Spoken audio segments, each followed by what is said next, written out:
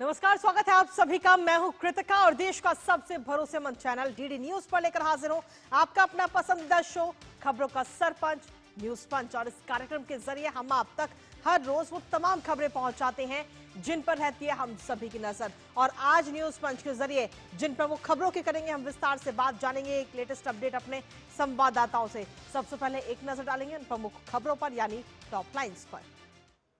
और top lines के जरिए सबसे पहले बात होगी उत्तर प्रदेश की। जी हां, जहां पर अब एक और नए पोस्टर इस वक्त लगते हुए नजर आए, जहां लव योगी और लव बुलडोजर के ये पोस्टर लगे हैं। दरअसल यूपी के अंदर ये पोस्टर वॉर पिछले कई दिनों से लगातार चल रहा है। इससे पहले हमने देखे कि आई लव मोहम्मद के पोस्टर लगे, I love Mahakal, I love Mahadev के पोस्टर हमने देखे, और अब आई लव योगी के ये नए पोस्टर सामने। आखिर उत्तर प्रदेश में किस जगह लगाए गए हैं ये पोस्टर, बताएंगे इस खबर के बारे में विस्तार से आपको। इसके साथ ही जो दूसरी प्रमुख खबर है वो भी आपको बता दें, जहां पाकिस्तान की एक बार फिर से अंतर्राष्ट्रीय स्तर पर बेइज्जती हुई है। एक बार फिर से किरकिरी हुई है पाकिस्तान के प्रधानमंत्री, पाकिस्तान के पीएम है शहबाज शरीफ, जिन्होंने भारत के ऊपर कई सारे गंभीर आरोप लगाए संयुक्त राष्ट्र में, लेकिन उनका सीधे तौर पर जवाब भारत की तरफ से तुरंत दिया गया, जिसके बाद में पाकिस्तान के एक बार फिर से किरकिरी हुई है। क्या कुछ कहा गया है पाकिस्तान की तरफ से और भारत ने क्या कुछ दिया है, इसका जवाब बताएंगे इस खबर के बारे में भी विस्तार से आपको।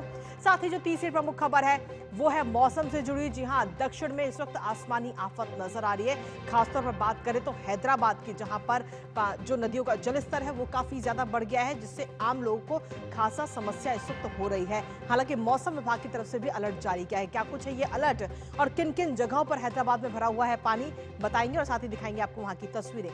तो चलिए शुरुआत करते हैं आज के न्यूज पंच की पहली और प्रमुख खबर के साथ, जहां आपको बता दें कि उत्तर प्रदेश में कानून व्यवस्था हमेशा से एक बड़ा राजनीतिक मुद्दा रहा है। सीएम योगी आदित्यनाथ के नेतृत्व में चल रहे जीरो टॉलरेंस अभियान और अपराधियों की अवैध संपत्तियों पर बुलडोजर चलाने की कार्रवाई ने उन्हें एक खास तरह की राजनीतिक पहचान दी है। और इसी को लेकर उत्तर प्रदेश की राजधानी लखनऊ में पोस्टर वॉर में अब एक नया मोड़ आ चुका है। आई लव मोहम्मद और आई लव महादेव जैसे नारों और पोस्टरों के बाद अब जारी विवाद के बीच में शहर के कई प्रमुख चौराहों पर आई लव योगी आदित्यनाथ जी और आई लव बुलडोजर लिखे हुए पोस्टर नजर आए, जो राजनीतिक गलियारों में इस समय चर्चा का विषय बने हुए हैं। और इस समय आप तस्वीरों में देख भी रहे हैं जो पोस्टर अब नजर आए हैं, और इन पोस्टर वॉर से अब एक और नई चर्चा शुरू हो चुकी है। इस नए पोस्टर को भारतीय जनता पार्टी के नेता हैं अमित त्रिपाठी, जिन्होंने लगवाया है। हालांकि इससे पहले बीते कल की अगर हम बात करें तो मुख्यमंत्री योगी आदित्यनाथ ने उपद्रवियों को सख्त चेतावनी वो दे चुके हैं। करेंगे चर्चा अपने संवाददाता से, उससे पहले आपको दिखाते हैं उत्तर प्रदेश में आई लव सीएम योगी का क्रेज। जी हां, उत्तर प्रदेश के अंदर पोस्टर वॉर के बाद में अब ये नया क्रेज इस वक्त नजर आ रहा है। मुख्यमंत्री योगी आदित्यनाथ का ये क्रेज उत्तर प्रदेश के अंदर, जहां आई लव श्री योगी आदित्यनाथ के पोस्टर लगते हुए नजर आए हैं। और सिर्फ आई लव योगी आदित्यनाथ नहीं, बल्कि आई लव बुलडोजर के भी इसमें पोस्टर है, जिसमें लिखा हुआ है आई लव बुलडोजर।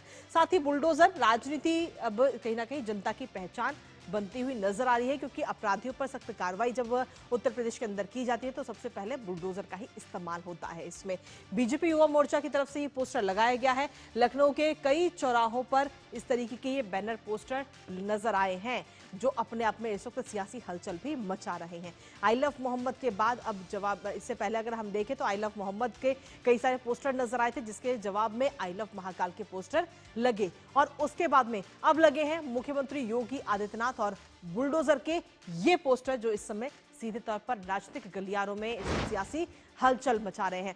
और सीधे तौर पर अभी हाल ही में मुख्यमंत्री योगी आदित्यनाथ एक कार्यक्रम में शामिल हुए, और कार्यक्रम में शामिल होने के साथ ही उन्होंने उपद्रवियों को सख्त चेतावनी दे दी है। क्या कुछ वो चेतावनी मुख्यमंत्री की तरफ से दी गई है, आइए आपको सुनाते हैं। तो मौलाना भूल गया कि शासन किसका है। वो ये मानता था धमकी देंगे और हम जबरदस्ती जाम कर देंगे। हमने कहा जाम नहीं होगा, कर्फ्यू भी नहीं लगेगा। और हम इसी बात को कह सकते हैं कि 17 के बाद हमने कर्फ्यू भी नहीं लगने दिया, लेकिन ऐसे बैरियर को चुन चुन करके वे जिस प्रकार की भाषा को समझते थे उस प्रकार की भाषा से उनको समझा करके उसको उसकी सजा दिलाने का काम भी किया है। उत्तर प्रदेश को बीमारू बना दिया था। परिणाम क्या था? दंगे होते थे, दंगाइयों को मुख्यमंत्री आवास में बुला के सम्मानित किया जाता था, दंगाइयों की आवभगत होती थी, और पेशेवर अपराधी और माफियाओं के सामने सत्ता सैल्यूट करती थी। आज परिणाम क्या था? 17 में आते आते उत्तर प्रदेश न केवल बीमारू था, बल्कि उत्तर प्रदेश के नागरिकों के सामने पहचान का संकट भी था। तो अभी हाल ही में मुख्यमंत्री योगी आदित्यनाथ एक कार्यक्रम में शामिल हुए, जहां पर उन्होंने उपद्रवियों को ये सख्त चेतावनी दी कि सभी उपद्रवियों को सबक सिखाया जाएगा जो भी इस तरीके की हरकत करेगा। और इसके साथ ही जो पिछली सरकारें थी उन पर भी हमलावर होते हुए मुख्यमंत्री योगी आदित्यनाथ नजर आए। लेकिन अब जो ये पोस्टर वॉर इस वक्त छिड़ा हुआ है उत्तर प्रदेश के अंदर, उस पोस्टर वॉर की शुरुआत आखिर कहां से हुई थी वो आपको बताते हैं। दरअसल ये शुरुआत हुई थी 4 सितंबर को, जब कानपुर में ये पूरा विवाद शुरू हुआ। वहां से जुलूस मार्ग पर आई लव मोहम्मद वाला ये बैनर लगाया गया था। जो पूरा रास्ता है वहां पर, जो सार्वजनिक जगह है वहां पर ये पोस्टर लगाया गया। हिंदू संगठनों ने इस पोस्टर का विरोध किया, जिसके बाद में पुलिस ने ये बैनर और ये पोस्टर वहां से हटा दिए गए। और हटाने के साथ ही यूपी की तरफ से, यूपी पुलिस की तरफ से ये कार्रवाई की गई और 9 लोगों के खिलाफ मामला दर्ज किया गया। साथ ही 15 अज्ञात के खिलाफ FIR भी दर्ज की गई उस वक्त ये कार्रवाई करते हुए।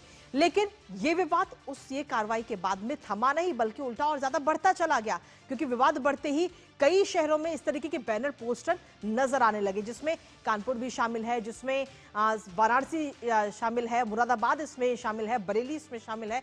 जिसके बाद जवाब में हिंदू समुदाय ने भी I love Mahadev, I love Mahakal के बैनर हिंदू समुदाय की तरफ से भी लगाए गए। तो ये शुरुआत हुई थी बैनर पोस्टर वॉर की। लेकिन अब ये बैनर पोस्टर वॉर जो है उसमें अब मुख्यमंत्री योगी आदित्यनाथ का भी नाम इसमें आ चुका है, क्योंकि आई लव योगी आदित्यनाथ और आई लव बुलडोजर के ये पोस्टर लखनऊ के कई चौराहों पर लगाए गए हैं। हमारे साथ हमारे सहयोगी विकास इस वक्त जुड़ रहे हैं, सीधा उन्हीं का रुख करेंगे। अब विकास, सीधे तौर पर ये जो पोस्टर लगाए गए हैं उनके इस पोस्टर के बाद में कहीं ना कहीं ये नजर आता है कि उत्तर प्रदेश की राजनीति कुछ अलग ही दिशा में चल रही है। हालांकि इससे पहले उत्तर प्रदेश में जब भी अपराधियों के खिलाफ कार्रवाई हुई तो उसमें सबसे पहले बुलडोजर का ही इस्तेमाल होता था। और अभी हाल ही में बीते कल जब बैठक हुई तो मुख्यमंत्री योगी आदित्यनाथ ने इस बैठक में सख्त निर्देश भी दिए कि कोई भी अपराधी है उस पर तुरंत FIR भी की जाए और संपत्ति की जांच की जाए। जी बिल्कुल सही कह रहे हैं। मुख्यमंत्री योगी आदित्यनाथ ने कल निर्देश दिए और अभी हमने जो बयान सुनाया वो आज सुबह मुख्यमंत्री योगी आदित्यनाथ ने कहा था, वो बरेली के संदर्भ में कहा था। जिस तरीके से वहां पर एक मौलाना के ऊपर कार्रवाई की उन्होंने बात किए जाने की बात कही थी, और उसी का नतीजा है कि अभी बरेली पुलिस ने यह स्पष्ट कर दिया है कि आज सुबह ही मौलाना तौकीर रजा को गिरफ्तार कर लिया गया। उनके समेत 8 लोगों के खिलाफ गिरफ्तारी की गई है। तकरीबन 40 के आसपास लोगों की गिरफ्तारी की गई, जिनमें 8 लोगों को जेल भेज दिया गया है और इस मामले में 10 FIR दर्ज की गई है। पुलिस बिल्कुल सख्त है। पुलिस ने साफ कहना है कि कहीं न कहीं यहाँ पर जो मामले में इतने बड़ी संख्या में लोगों ने उपद्रव काटा, इस पूरी साजिश के पीछे 10 में से 7 FIR में मौलाना तौकीर रजा का नाम शामिल है। और रही बात पोस्टर वार की, तो जिस तरीके से कानपुर के बाद हमने देखा कि मऊ हो, कासगंज हो, उन्नाव हो, महाराजगंज हो या फिर लखनऊ हो, इन सभी जगहों पर पोस्टर निकालकर आई लव मोहम्मद की बात कही गई। तो उत्तर प्रदेश की तरफ से दूसरा एक पक्ष है क्रिया की प्रतिक्रिया, कि वो बताते हैं कि कानून पे भरोसा है, अगर कुछ गलत होगा तो बुलडोजर कार्रवाई करता है। कहीं न कहीं उत्तर प्रदेश में हमने देखा कि बुलडोजर एक प्रकार से न्याय का प्रतीक हो गया है। गलत कृत्य करने वालों, माफियाओं, इन सबके ऊपर जो कार्रवाई की जाती है तो वहां पर बुलडोजर का प्रयोग किया जाता है। तो एक सिंबॉलिक बन गया है उत्तर प्रदेश में बुलडोजर। तो लोगों को भरोसा है कि कोई भी कानून तोड़ेगा, कोई भी गलत काम करेगा तो उसके खिलाफ सख्त से सख्त कार्रवाई की जाएगी। इसका इजहार करने की कोशिश की गई है कुछ कार्यकर्ताओं के द्वारा। लेकिन जो भी माहौल बिगाड़ने का प्रयास करेगा, मुख्यमंत्री योगी आदित्यनाथ का साफ निर्देश है कि उसके खिलाफ सख्त से सख्त कार्रवाई की जाएगी। और उन्होंने इस बात को भी स्पष्ट कहा कि ये जो दिन चल रहे हैं, खासतौर से त्योहारों के दिन चल रहे हैं, नवरात्रि चल रहे हैं, दशहरा आने वाला है, और ऐसे समय पर ऐसी गतिविधियां कहीं न कहीं जो करेगा उसको दंडित किया जाएगा और दंडित करने में बिल्कुल कोताही बरती नहीं जाएगी। ऐसी कार्रवाई की जाएगी कि दोबारा उपद्रवी सोचे कि किस तरह की कार्रवाई होती है। जी बिल्कुल, बहुत बहुत शुक्रिया विकास, तमाम जानकारी हमारे साथ साझा करने के लिए, इस पूरी खबर से जुड़ी हुई। और इसी के साथ चलिए अब अगली महत्वपूर्ण खबर का रुख कर लेते हैं, जहां भारत ने दुनिया के सामने एक बार फिर से पाकिस्तान की पोल खोलकर रख दी है। संयुक्त राष्ट्र के मंच से पाकिस्तान के प्रधानमंत्री शहबाज शरीफ ने जिस तरह से भारत के खिलाफ जहर उगला, खोखली और झूठी बातें कही, उसके बाद भारत ने राइट टू रिप्लाई के अधिकार का इस्तेमाल किया और एक के बाद एक पाकिस्तान को बेनकाब कर दिया। जी हां, संयुक्त राष्ट्र में भारत की स्थायी मिशन में प्रथम सचिव पेटल गहलोत ने कहा कि पाकिस्तान दशकों से आतंकवादी शिविर चला रहा है। पाकिस्तान ने एक दशक तक ओसामा बिन लादेन को पनाह दी थी। पाकिस्तान ने ही जम्मू कश्मीर के पहलगाम में निर्दोष पर्यटकों पर नरसंहार किया। हालांकि यह कोई पहली बार नहीं है जब संयुक्त राष्ट्र में पाकिस्तान को मुंह की खानी पड़ी हो। इससे पहले ऐसा कई बार हो चुका है और जब भी कश्मीर का मुद्दा पाकिस्तान ने उठाया है या फिर आतंकवाद का मुद्दा पाकिस्तान ने उठाया है, हर बार भारत ने उसे करारा जवाब दिया है। करेंगे चर्चा अपने संवाददाता से, उससे पहले आपको दिखाते हैं यूएन में भारत की गरज। तो वो आपको दिखाएंगे कि आखिर कैसे गरजता हुआ नजर आया यूएन में भारत, लेकिन उससे पहले आपको दिखाते हैं। Witnessed absurd theatrics in the morning from the Prime Minister of Pakistan, who once again glorified terrorism that is so central to their foreign policy. However, no degree of drama and no level of lies can conceal the facts. This is the very same Pakistan which, at the UN Security Council on 25th April 2025, shielded the resistance front, a Pakistani-sponsored terror outfit, from the responsibility of carrying out the barbaric massacre of tourists in the Indian Union territory of Jammu and Kashmir. Mr. President, a country long steeped in the tradition of deploying and exporting terrorism has no shame in advancing the most ludicrous narratives to that end. और इसके बाद में पैटेल गहलोत ने आगे कहा कि भारत की आतंकवादी और उसके प्रायोजक दोनों ही बर्दाश्त नहीं है भारत को। भारत किसी भी हाल में परमाणु ब्लैकमेल नहीं सहेगा। आइए आपको सुनाते हैं। Where terrorism is concerned, we are making it clear that there will be no distinction between the terrorists and their sponsors. Both will be held accountable. Nor will we allow terrorism to be practiced under the cover of a nuclear blackmail. India will never bow to such threats. India's message to the world is clear. There must be zero tolerance for terrorism. तो आतंकवाद और कश्मीर के मुद्दे पर एक बार फिर से भारत ने पाकिस्तान को उसका ये आईना दिखाया है। हमारे साथ हमारे सहयोगी अखिलेश सुमन इस वक्त जुड़ रहे हैं, सीधा उन्हीं का रुख करें। अखिलेश, सीधे तौर पर अगर हम देखें तो ये पहली बार नहीं है जब किसी अंतर्राष्ट्रीय मंच पर पाकिस्तान की बेइज्जती हुई हो, किरकिरी हुई हो। हर बार जब भी कश्मीर का मुद्दा या फिर आतंकवाद का मुद्दा पाकिस्तान उठाता है, हर बार उसे मुंह की खानी पड़ती है। और अभी हाल ही में अगर हम देखें तो विदेश मंत्री एस जयशंकर भी आज संयुक्त राष्ट्र में शामिल होंगे और उनका भी संबोधन होगा और उनके संबोधन में भी खासतौर पर हमें कहीं ना कहीं पाकिस्तान को लेकर कई सारे बयान सुनने को मिल सकते हैं और उससे पहले ही जवाब पाकिस्तान को दिया भी जा चुका है। देखिए, निश्चित तौर पे आतंकवाद हमारी सबसे बड़ी समस्या होकर उभरी है पड़ोसियों की वजह से, खास करके एक पड़ोसी की वजह से जो पाकिस्तान है। और आतंकवाद की वजह से भारत और पाकिस्तान के बीच में जो पीपल टू पीपल रिलेशनशिप था, दोनों एक दूसरे का इतिहास शेयर करते थे, दोनों देशों की जनता। पाकिस्तान के आतंकवादी नीतियों की वजह से ये भी तकरीबन खत्म हो गया संबंध। तो अब ऐसे समय में जब संयुक्त राष्ट्र में आप भाषण दे रहे हैं, संयुक्त राष्ट्र दुनिया की एक एपेक्स बॉडी है जो दुनिया की समस्याओं पे विचार करती है, और वहां आप अपने पड़ोसी देश भारत पे आरोप लगा रहे हैं, शहबाज शरीफ जो पाकिस्तान के प्रधानमंत्री हैं। तो निश्चित तौर पे भारत को संयुक्त राष्ट्र की परंपराओं के तहत एक करारा जवाब देना जरूरी था। राइट टू रिप्लाई होता है, उस राइट टू रिप्लाई के तहत वो जवाब दिया। और देखिए, उन्होंने जो जवाब दिया उसमें साफ साफ पे कहा कि पाकिस्तान को स्पॉन्सर के रूप में टेरर के, और उसके अलावा पाकिस्तान को पूरी दुनिया यह जान चुकी है कि पाकिस्तान किस तरीके से न सिर्फ स्पॉन्सर है बल्कि पाकिस्तान वहां टेरर बनाने की फैक्ट्री है। और उस फैक्ट्री में लोग बाहर भी जाते हैं और उस फैक्ट्री में दुनिया के जो सबसे बड़े आतंकवादी हैं वो भी आकर पनाह लेते हैं। और ओसामा बिन लादेन का उन्होंने वो उदाहरण दिया, वो जिस ओसामा बिन लादेन को छुपाए हुए थे। तो निश्चित तौर पे भारत को यह जवाब देना था संयुक्त राष्ट्र के मंच पे, और भारत ने यह जवाब दिया। दुनिया को एक बार फिर सेंसिटाइजेशन होना जरूरी है कि आतंकवाद की मौजूदगी में दुनिया का कोई भी सहयोग नहीं चल सकता है। आप दक्षिण एशिया की तो बात छोड़ दें, आप पूरी तरह देखें कि अफ्रीका में भी क्या स्थिति है। पूरी दुनिया में आतंकवाद एक बड़ी समस्या के रूप में है, और उसके लिए पाकिस्तान जैसे टेरर स्पॉन्सर को निश्चित तौर पे कड़ा जवाब मिलना चाहिए, और भारत ने दिया। और भारत ने यह भी अपील की कि पूरी दुनिया के देशों को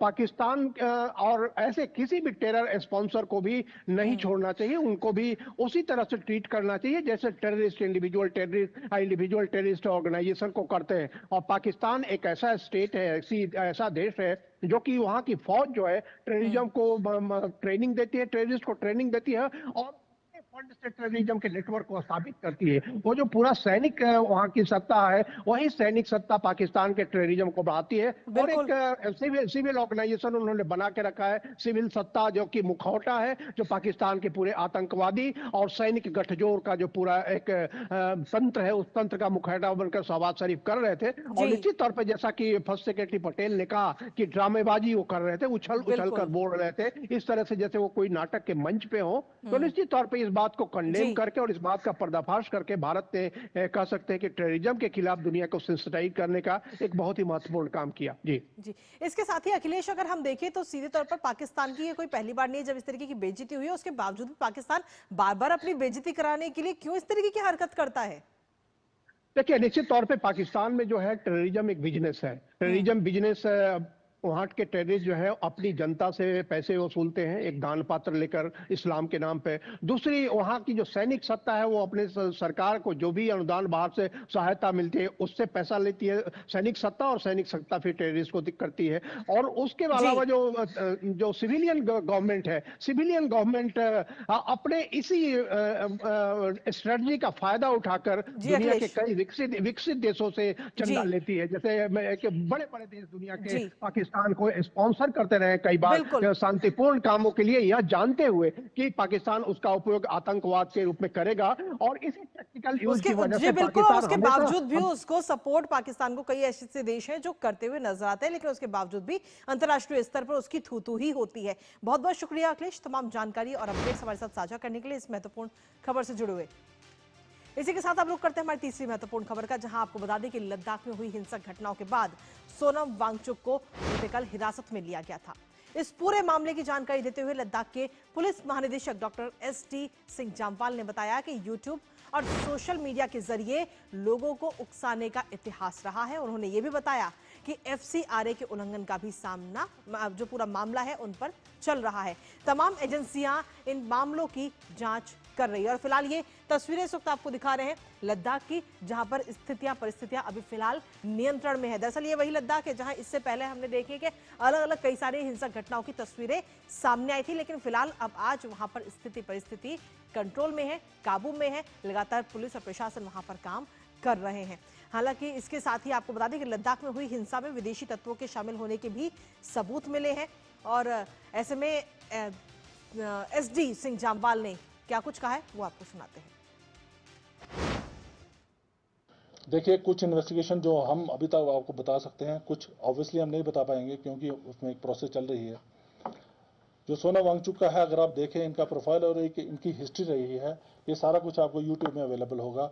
जिस किस्म से इंस्टिगेशन वाली उन्होंने बातें की हैं, अरब स्प्रिंग की बात की है, या नेपाल या बांग्लादेश या श्रीलंका की जो इंस्टिगेट करने के लिए उनका एक अपना एजेंडा है। जहाँ तक आपकी फॉरेन फंडिंग की बात कर रहे हैं, उसके ऊपर ऑलरेडी प्रोसेस चल रही है। एफसीआरए की वायलेशन का कितना वहाँ पे है। हमने पिछले दिनों जब चलो इस प्लेटफॉर्म में बता देता हूँ, हमने एक पाकिस्तान पीआईओ भी पकड़ा था जो इनके साथ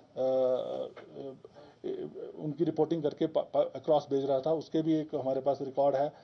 हमारे पास इनकी जो विजिट्स हैं, जैसे पाकिस्तान में डॉन की इवेंट इन्होंने वहाँ पे जाके किया, उसके बाद बांग्लादेश में, तो ये सारा एक बहुत बड़ा क्वेश्चन मार्क है इनके ऊपर। और इसके बीच में डिफरेंट एजेंसीज जो हैं जिनका ये काम है वो ऑलरेडी इसमें इन्वेस्टिगेशन कर रही हैं और उसमें एक्शन लेंगी।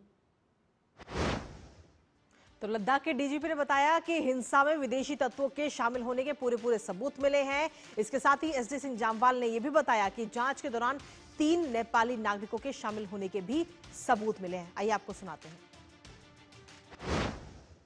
ये एक इन्वेस्टिगेशन का विषय है, पर जिस दिन हमारे जो फर्स्ट डे जिस दिन इंजर्ड जो लोग जब शिफ्ट किए गए, उसमें 2 नेपाली जो हैं बुलेट इंजरीज है, 2 की शायद 3 जो है वो नेपाली नेशनल यहाँ पे हॉस्पिटल में एडमिट थे। उसके बाद में हमने कुछ और लोग जो किए, उसमें से उनकी वेरिफिकेशन के बाद शायद 3-4 और ऐसे तत्व निकले हैं। 3 तो कंफर्म्ड हैं जो कि नेपाल नेशनल थे और जो हॉस्पिटल में एडमिट रहे हैं। और इसी पर ताजा अपडेट के लिए सीधा रुख करते हैं इस वक्त नीरज सिंह का, जो इस वक्त लेह में ही मौजूद है। नीरज, सबसे पहले तो आप वहां के हालात अभी इस समय किस तरीके के हैं, क्योंकि हमने जो तस्वीरें दिखाई है अपने दर्शकों में उसमें साफ तौर पर नजर आ रहा है कि फिलहाल हालात कंट्रोल में है। नीरज। देखिए बिल्कुल हालात कंट्रोल में हैं और एक नया अपडेट है कि अब से थोड़ी देर पहले ही जो लेह के कुछ मार्केट हैं वो ओपन किए गए हैं और जो जरूरत की चीजें हैं, चाहे जनरल स्टोर हो, इसके अलावा जो वेजिटेबल शॉप्स हो, फ्रूट शॉप्स हो, दूध और दही की दुकानें हैं, वो कुछ समय के लिए खोली गई हैं। 3 घंटे का एक तरीके से जो रिलैक्सेशन है वो लोगों को दिया गया है और बड़ी संख्या में जो लोग हैं अपने घरों से निकलकर जरूरत की जो चीजें हैं वो खरीद रहे हैं जनरल स्टोर से, वेजिटेबल शॉप्स और फ्रूट शॉप से। तो ये अभी का अपडेट है और धीरे धीरे हम कहें कि जो लेह का जीवन है वो पटरी पर लौट रहा है। हालांकि अभी भी कुछ एक प्रतिबंध लगे हुए हैं, जो ज्यादातर दुकानें हैं वो बंद हैं, लेकिन पुलिस प्रशासन का ये कहना है, खुद जो डीजीपी हैं उनका भी ये कहना है कि आने वाले समय में इस छूट को और ज्यादा समय के लिए बढ़ाया जाएगा और कुछ एक समय के बाद पूरी तरीके से जो मार्केट है वो खोल दिए जाएंगे और लेह का जो जीवन है वो सामान्य रूप से लोग जी सकेंगे। दूसरी सबसे बड़ी बात है कि कई सारे चौंकाने वाले जो तथ्य हैं वो प्रेस कॉन्फ्रेंस में उन्होंने सामने रखे हैं, चाहे पाकिस्तान से लिंक की बात हो, नेपाल से लिंक की बात हो, बाहरी हस्तक्षेप से भी इनकार नहीं किया गया है, क्योंकि उनका ये कहना है कि जो लेह के लोग हैं वो शांतिप्रिय लोग हैं, इससे पहले इस तरह की घटना कभी देखने को नहीं मिली और आपने देखा भी था कि किस तरीके से उग्र भीड़ जो पुलिस के जो लोग थे, प्रशासन के जो लोग थे, और इसके साथ ही उन्होंने जिक्र किया कि 3 जो लद्दाख पुलिस की जो महिलाएं हैं जहां पर छुपी हुई थी वहां पर आग लगा दी गई थी और बड़ी मुश्किल से उन महिलाओं को बाहर निकाला गया। तो अब स्पष्ट है कि इस घटना के पीछे निश्चित तौर पर कहीं ना कहीं जो तार हैं वो दूसरी जगह जाते हुए प्रतीत हो रहे हैं। सोनम वांगचुक का नाम उन्होंने लिया कि किस तरीके से सोशल मीडिया का उन्होंने प्रयोग किया, किस तरीके से जो यूथ है उसको भड़काने की कोशिश की, नेपाल में जो अराजकता, इसके साथ ही बांग्लादेश और श्रीलंका में जो अराजक स्थिति हुई थी उसका लगातार उन्होंने जिक्र किया। तो अब साफ हो जा रहा है कि आने वाले समय में यहाँ का जीवन तो सामान्य होगा ही, लेकिन जो लोग इस हिंसा में शामिल होंगे उनके खिलाफ सख्त से सख्त कार्रवाई की जाएगी, चाहे वो इंटरनल लोग हो या एक्सटर्नल लोग हो, यानी कि आंतरिक या बाहरी जो भी लोग होंगे उसमें सख्त से सख्त कार्रवाई उनके ऊपर की जाएगी। बहुत बहुत शुक्रिया नीरज, तमाम जानकारी और अपडेट्स हमारे साथ साझा करने के लिए, इस पूरी खबर से जुड़े हो। और इसी के साथ न्यूज पंच में फिलहाल मुझे और हमारी पूरी टीम को दीजिए अनुमति। नमस्कार।